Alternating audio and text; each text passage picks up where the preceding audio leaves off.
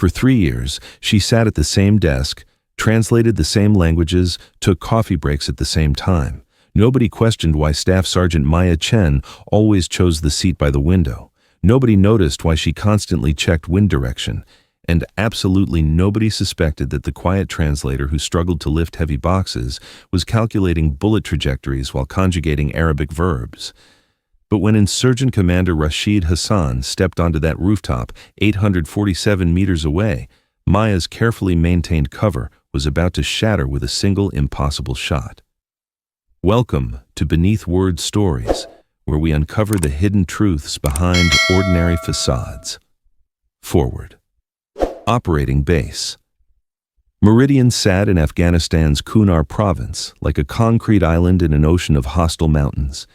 The intelligence wing buzzed with constant activity, analysts poring over satellite imagery, communication specialists monitoring radio chatter, and translators working through stacks of intercepted documents. Maya Chen occupied the smallest desk in the corner, barely visible behind towers of Arabic and Pashto texts. At 5 feet 3 inches and weighing maybe 120 pounds soaking wet, she looked exactly like what everyone assumed her to be. A language specialist who'd never seen combat, never fired a weapon in anger, never been anywhere more dangerous than the base cafeteria. Chen, can you handle this batch? Sergeant Rodriguez dropped another stack of documents on her already cluttered desk. Intel says these came from a compound raid last night, probably just grocery lists and love letters, but regs say everything gets translated. Maya nodded without looking up from her current document, a seemingly mundane correspondence about sheep herding schedules. But her trained eye had already identified the coded language within. The sheep were weapons shipments, the grazing areas were target coordinates, and the shepherd was someone she'd been tracking for 18 months. Sure thing, Sergeant.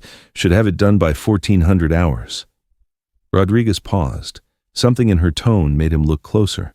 Maya's hands moved with unusual precision as she arranged the documents, her eyes scanning not just for words, but for patterns, coordinates, tactical significance. Chen, you ever think about getting out of the translation business? Maybe try something more active? Maya's pen stopped moving for just a fraction of a second. I like languages, Sergeant. They're safer than bullets. If only he knew how wrong he was. Every morning at 6:30, Maya began her ritual. Coffee first, black, 2 sugars, then a walk around the perimeter, ostensibly for exercise. She'd nod to the guards, comment on the weather, appear to enjoy the sunrise over the mountains. What she was really doing was conducting a detailed battlefield assessment, wind speed and direction at different elevations, thermal variations that would affect long-range ballistics, changes in guard rotations, new defensive positions, vehicle movements beyond the wire. Specialist Martinez, fresh from language school, had been assigned as her assistant 3 weeks ago. He watched her morning routine with growing curiosity. Ma'am, can I ask why you always check those weather reports? I mean, we're not exactly planning outdoor activities. Maya glanced up from her computer screen, where a complex meteorological analysis was disguised as a routine weather check. Atmospheric conditions affect radio propagation, Martinez. Better translations require understanding environmental factors that influence how people speak. It wasn't entirely a lie. Atmospheric conditions did matter for calculating bullet drop over extreme distances. Her desk appeared cluttered with the chaos of academic work. Dictionaries in 7 languages, grammar references, cultural analysis texts, but hidden among them were items that would raise questions if anyone looked closely enough. A laser rangefinder disguised as a digital translator, ballistic calculation software hidden within language learning programs, and in her bottom drawer, wrapped in Arabic poetry books, detailed range cards for every elevated position within a 1,200-meter radius of the base. Chen, you're our most accurate translator, Captain Morrison had told her during her last performance review. I don't know how you do it, but you catch nuances that our other linguists miss completely.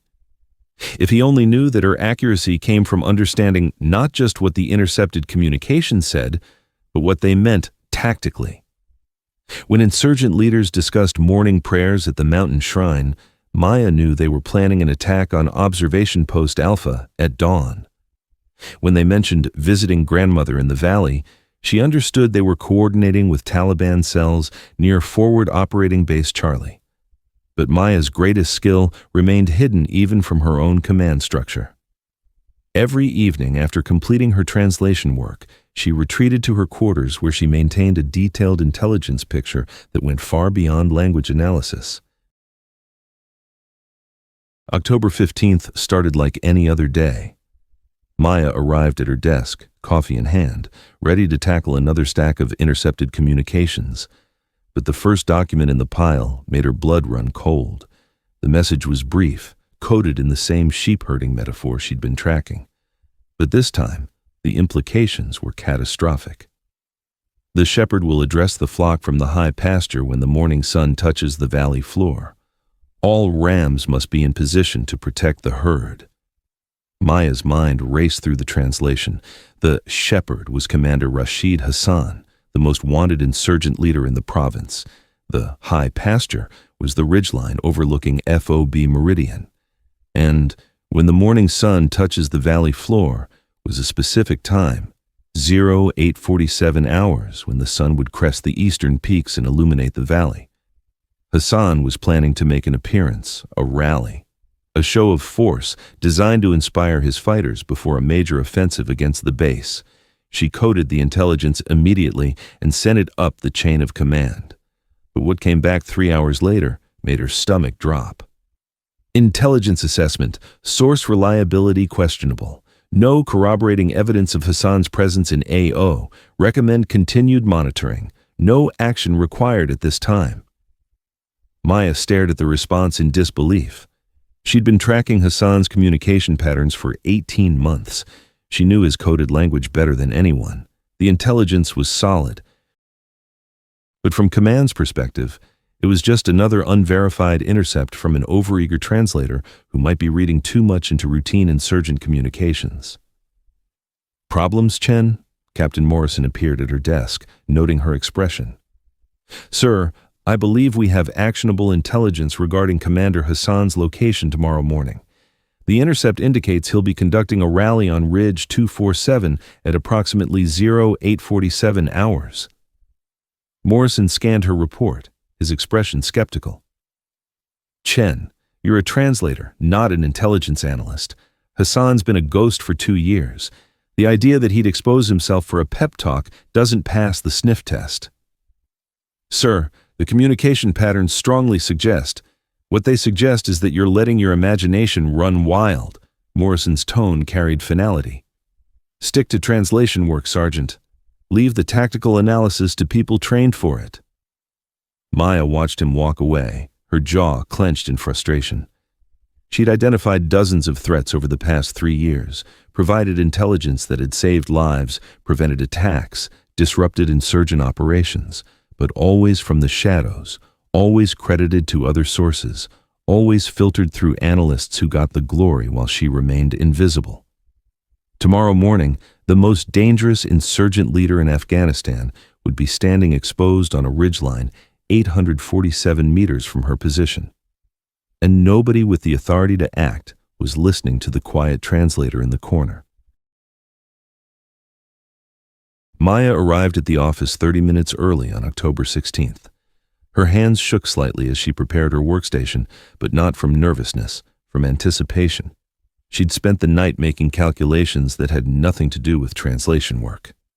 Range, 847 meters. Elevation angle, 12 degrees. Wind, 4 to 6 miles per hour from the northwest. Temperature, 38 degrees Fahrenheit, rising to 45 as the sun climbed higher. At 0830 hours, she made her decision. Martinez, can you cover my desk for a few minutes? I need to check something with the communications array. The young specialist nodded absently, absorbed in his own translation work. Maya walked calmly to the supply closet where maintenance equipment was stored. Hidden behind boxes of printer paper was a case she'd placed there 6 months ago during a routine inventory reorganization. Inside, broken down into components that looked like technical equipment, was her true profession. The M24 sniper weapon system assembled in her hands with the practiced efficiency of muscle memory. Custom modifications made it appear different enough to avoid immediate recognition, but the heart of the weapon remained the same precision instrument she'd trained with for years before her current assignment. Moving through maintenance corridors she'd memorized during countless translation breaks, Maya made her way to the base's highest observation point, a communications tower that offered an unobstructed view of Ridge 247. At 0845 hours, she was in position. Through her scope, the ridgeline appeared empty except for the scattered rocks and scrub vegetation typical of Afghan highlands. But Maya had learned patience in a different school than Language Academy.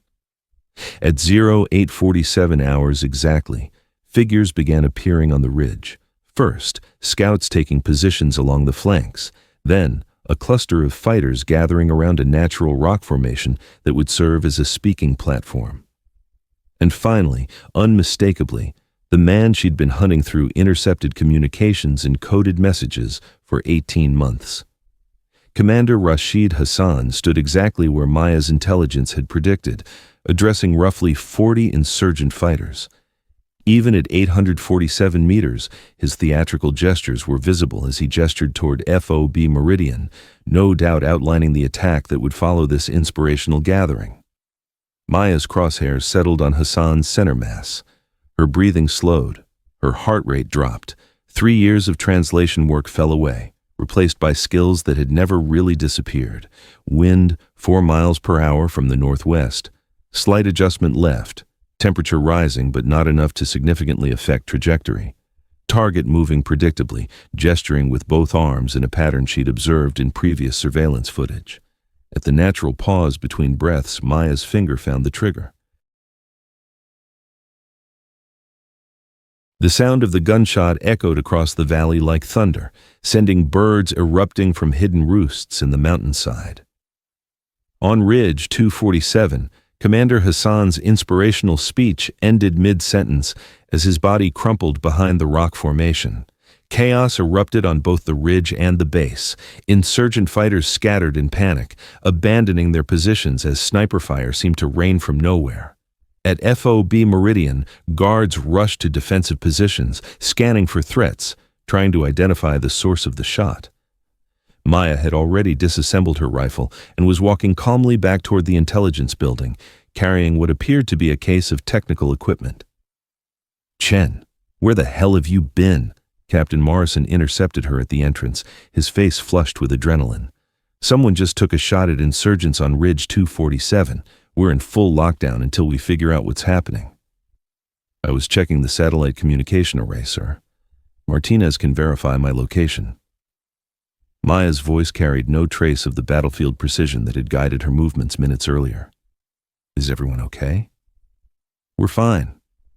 But someone just performed what might be the most impossible sniper shot in this theater of operations. 800 meters plus, single shot eliminated a target that our best intelligence couldn't even confirm existed." Through the window, Maya could see helicopters already moving toward Ridge 247 for battlefield assessment. Within hours, they would confirm that Commander Rashid Hassan, the ghost who had eluded capture for 2 years, lay dead on a mountainside with a single bullet wound that spoke of extraordinary marksmanship. "Sir, should I resume translation duties?" Maya asked, settling back at her desk with the same unassuming demeanor she'd maintained for 3 years.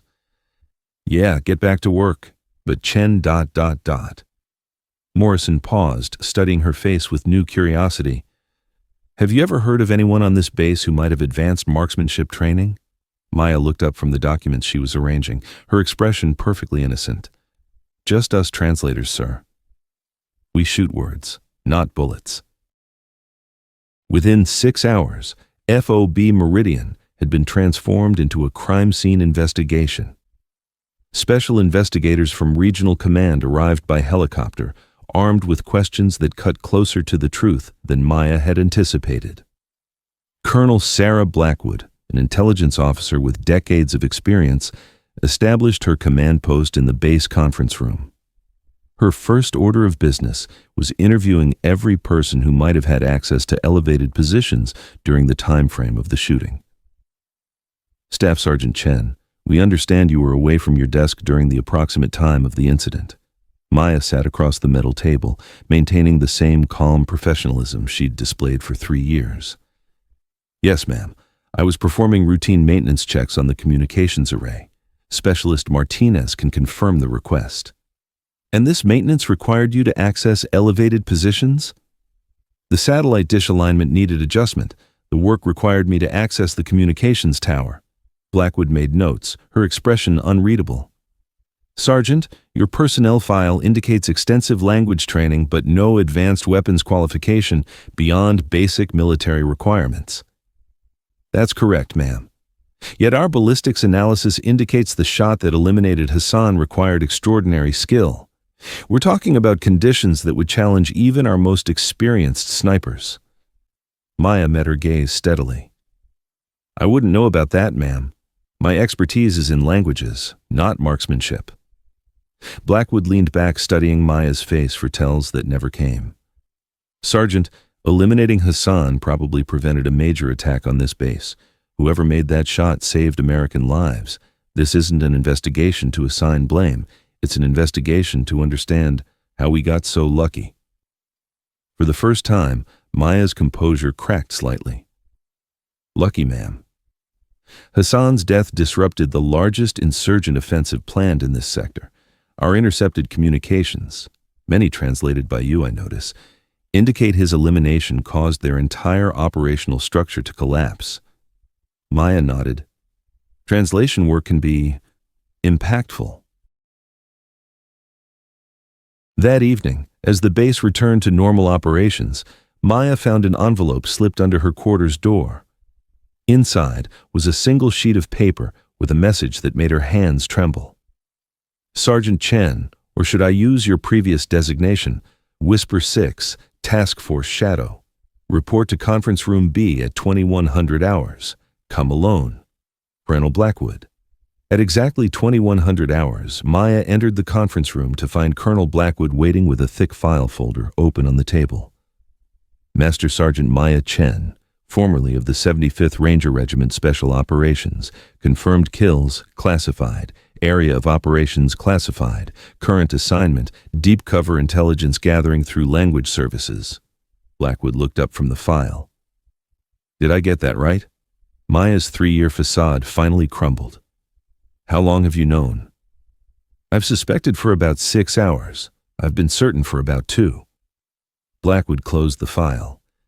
The shot placement on Hassan matched ballistic signatures from operations in Syria 3 years ago, operations attributed to a sniper designated Whisper 6. My cover was supposed to be absolute. It was. Nobody else on this base has any idea who you really are, and that's how it's going to stay. Blackwood stood. But Maya, I need to know, was Hassan the target you were placed here to eliminate? Maya shook her head. Hassan was opportunity. My actual mission is ongoing. Understood. Blackwood moved toward the door, then paused. For what it's worth, that was extraordinary work today. Both the translation intelligence that identified Hassan's location and the marksmanship that eliminated him. Thank you, ma'am. Tomorrow you go back to being our quiet translator who doesn't know one end of a rifle from the other. But Maya. Blackwood met her eyes one final time. When your real mission is complete, we need to talk about your future. The military needs more operators like you. As Maya returned to her quarters, she passed the memorial wall where Hassan's photograph had already been moved to the eliminated threats section. Nobody would ever connect the successful intelligence operation with the soft-spoken translator who struggled to lift heavy boxes. But somewhere in the mountains beyond Fob Meridian, insurgent communications were already adapting to Hassan's loss, using new codes, new networks, new plans, and Maya Chen would be ready to translate them all, one shot at a time. Tomorrow morning, she would return to her desk, her coffee, her routine. But tonight, for the first time in 3 years, she allowed herself to clean her rifle with the pride of a job well done. The translator's war was far from over.